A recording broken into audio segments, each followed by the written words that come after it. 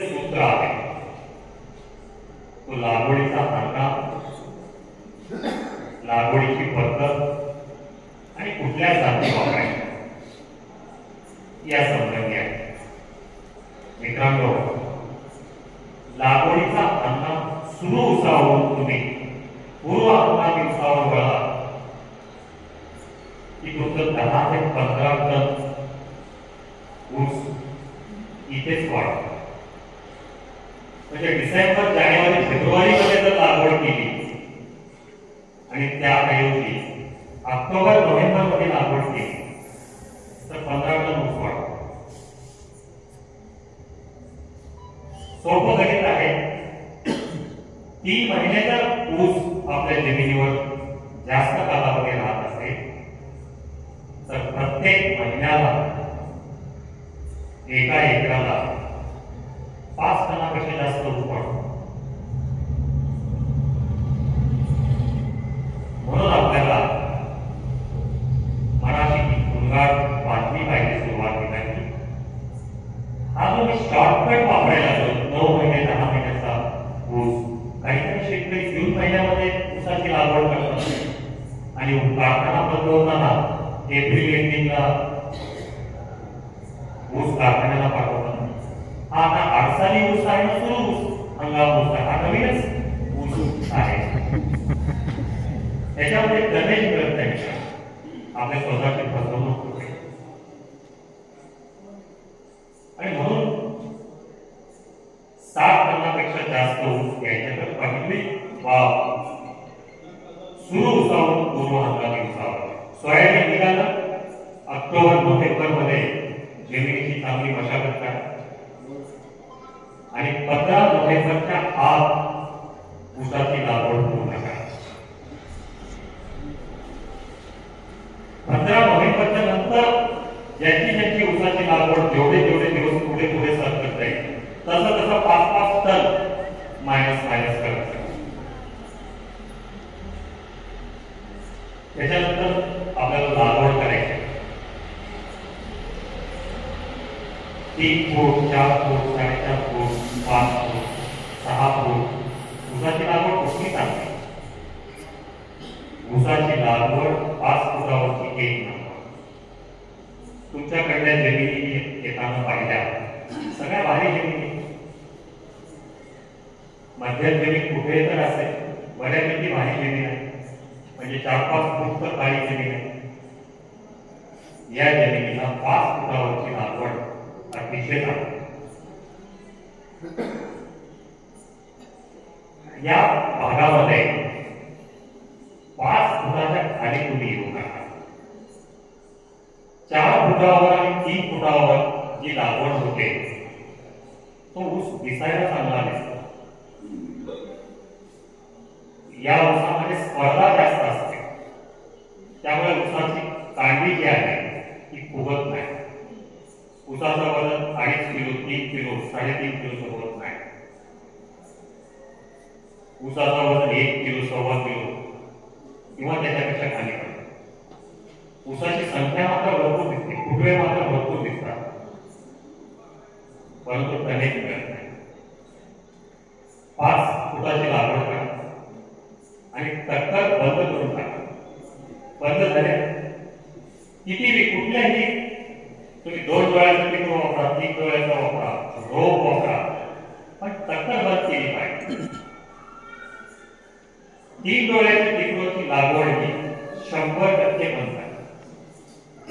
3 डोळ्याच्या पिकूची लागवड करू नका, कारण 3 डोळ्याच्या पिकूमध्ये 70 टन 80 टन कधीच होत नाही.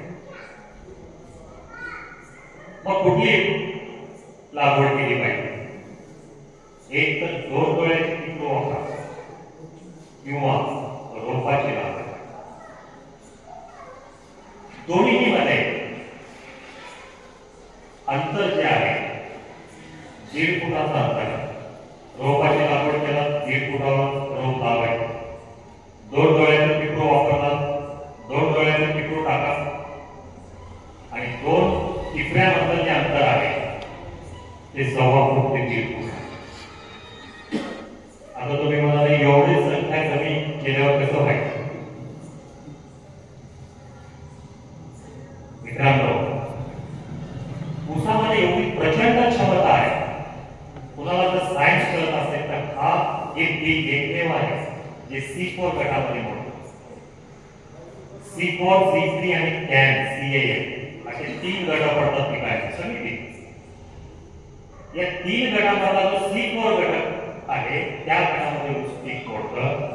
त्याचं वैशिष्ट्य असं आहे, त्या पिकाला सूर्यप्रकाश जेवढा मिळतो, जेवढा जास्त सूर्यप्रकाश तेवढा अन्न जास्त तयार होतो आणि तेवढी प्रकाश संश्लेषणाची क्रिया जास्त, तेवढं पिकळू किंवा जे कांडे आहेत कांड्याची संख्या वाढते आणि कांड्याचा आकार वाढतो.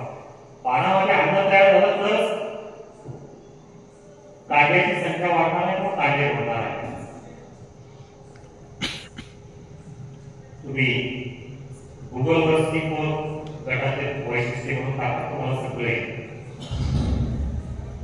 एवढी प्रचंड क्षमता आहे. मग तुम्ही एक सिकल डोळ्याचं पिक वापरायचं का? हे पण वापरा. हे कधी वापरायचं? दुसऱ्या टप्प्यात. पहिल्या टप्प्यामध्ये कधीच वापरा. पहिल्या टप्प्यामध्ये 2 डोळे किंवा रोप. इकडून टाकताना कसं टाकलं पाहिजे? बघा, ऊसाचे डोळे कसे असतात. या अंगठ्याखाली एक डोळा जर घेतला तर दुसरा डोळा कुठे येतो? विरुद्ध बाजूला.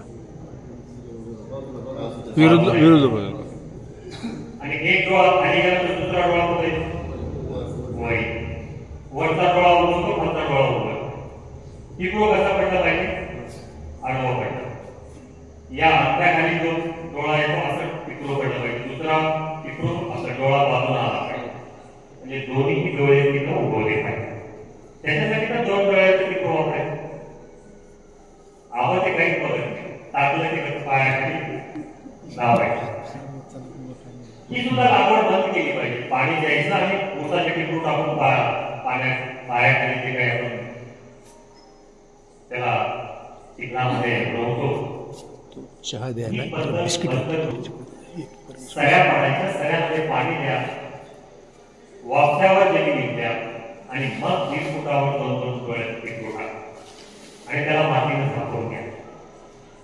यामध्ये 100% उगवण होते.